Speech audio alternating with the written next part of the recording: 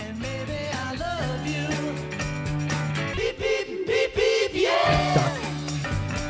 Doc 103.9. The Auto Show is back. Chip Lyness along with Louie Herron from Louie Herron Toyota in Milledgeville. All right, Louie, talking negative equity. That's right. How to avoid it. How to avoid it. Now, to recap, we'll get right into it. Last week, we discussed a couple of different things. The first thing you definitely want to do is you want to determine if you're going to buy another car, your situation. You want to find out, do you have negative equity, right? So first, let's define it. And as we defined it last week, obviously the difference between what you owe and what your car is worth is what you value as equity, or in most cases, negative equity. So once you determine that, it's very, very important that you determine that before you go in to buy a car, and I'm going to share with you here in a second why, amongst many reasons, but the next thing is going to affect your next car purchase. So in defining negative equity and really getting into how do you determine it, we led you to theautoschool.com. Click on the link section where you go to KBB or Kelley Blue Book, and you want to determine all the information about your car. Once you put everything that's on your car, power windows, door locks, cruise, power seat, all the things that you have, type in your miles. It's gonna send you out a figure that's going to be based off excellent, good, fair, or poor. We discussed that you want to use fair market value, and the reason why is because when you go into the dealership, you want to have the expectations set right. This is not to say that you can't get good or excellent, but I will tell you that in most cases, when we look at Kelley Blue Book and we compare them to Black Book or the auction or the places that we acquire automobiles from, fair is going to get you the closest to the dealer's number. Fair will also give you the same figure roughly of what an insurance company will give you if you totaled your car. You want to get fair market value for your car. Once you determine that number, you simply call up your lender and find out what you owe. Now, you want to get a 30-day payoff. Like we said last week, you want to get a 30-day payoff. And once you determine what you owe and you subtract it from what the fair market value is, that's going to give you your equity, or in most cases, negative equity. Now, here's why that's so important. Chip, you and I discussed, over the couple years we've been doing the show, when we're talking about what a payment ratio is as it relates to thousands. Do you remember what your payment roughly will be? How much a month per thousand? Do you remember that rule of thumb? I remember we was talking about it, and it was like $20, $30. You're right in the ballpark. The rule of thumb is for every $1,000, it's roughly going to cost you somewhere between $20 and $25 a month. Okay, so why is that important?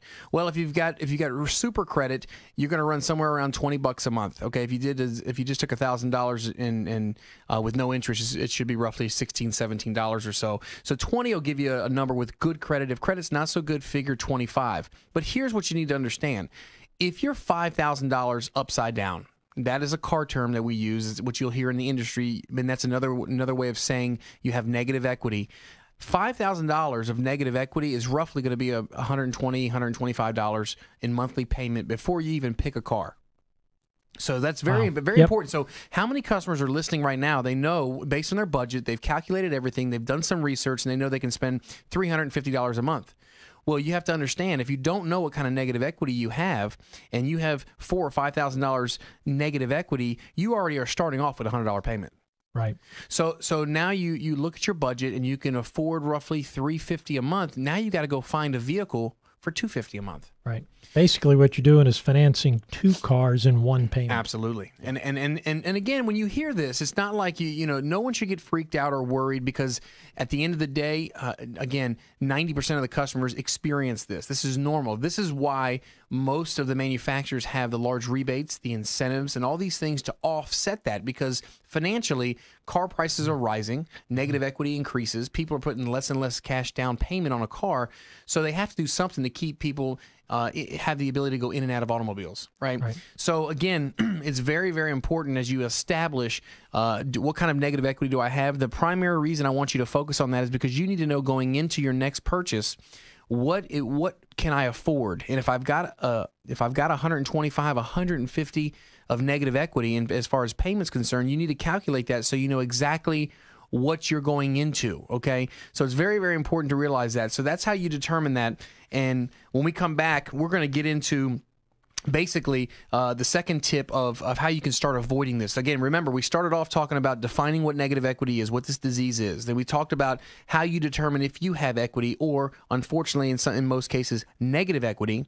And then we just touched base of why that's important, because when you're going out to buy your next car, you want to figure out, okay, what am I walking into? When you sit down and negotiate a deal and all of a sudden you come back with a $550 payment or something that you feel is just obnoxiously high for the car, remember, it's not necessarily $550 for the car. It could be $450 for the car, but you got $100 from your old car. Right. So, oftentimes when I work with my sales team, I share with them, a lot of times, guys, it's good to break this down to the consumer so they realize when they step up and go, oh, man, that Honda Accord's not worth $450. Well, hold on. The Honda Accord's $300. Yeah. Okay, but the negative equity is another $150. The total payment when you put them together is $450. Gotcha. So when people realize that, they realize, okay, now this makes a little more sense. They may not like it anymore, and it still may not be any more affordable, Chip, but at least they have an understanding where it's not a scenario where they're adversaries and now they're fighting, because that's what happens so often. Wouldn't you agree? Yes, so it's not the big bad car dealer. It's just actually it's the car dealer helping you out so you explaining where you're at on the deal. Yes. So we want to find out as we come back from the break, how do I avoid this disease? Because I can't afford to give up $150 in my next purchase. I can't do that. It's not going to make sense. So when we come back, we're going to get right into that and give you some more tips on how to avoid negative equity. All right, Louie, thank you. You can drive my car. Yes, I'm gonna be a star. It is the Auto Show with Chip and Louie every week at this time. My car, and maybe We've got more of your favorites coming up, and stick around. More tips from the Auto Show presented by Louie Herron Toyota in Milledgeville coming up on Doc 103.9. beep, beep, beep.